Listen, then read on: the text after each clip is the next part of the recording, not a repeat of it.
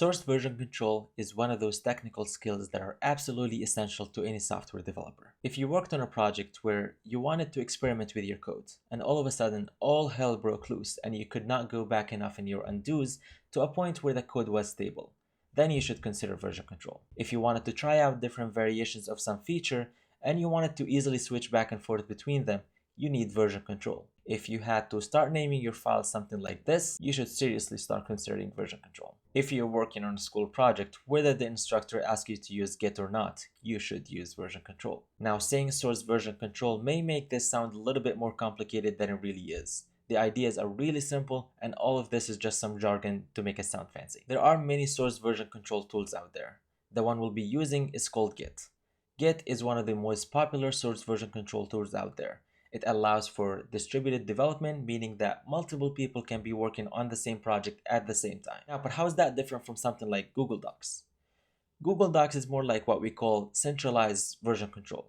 The document lives in a centralized location or server, and everyone making changes is effectively working on that single instance of the file. And so everyone needs to be connected to the network. Trying to take this locally, make your changes, and uploading it later on will override the current copy of the project altogether.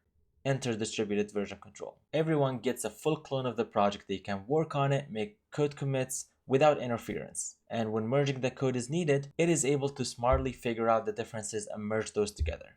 Now, before we deep dive into this, let's get a little bit of history here.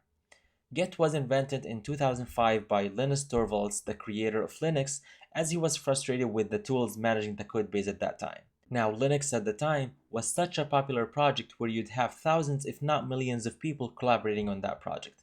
Continuing to share files and archives of patches back and forth was just not a viable option. Also, most of the tools available at the time were all proprietary software. Of course, being the open source advocate and the genius that he is, Linus wrote the first version of Git on a cross-Atlantic flight, just a regular Monday morning.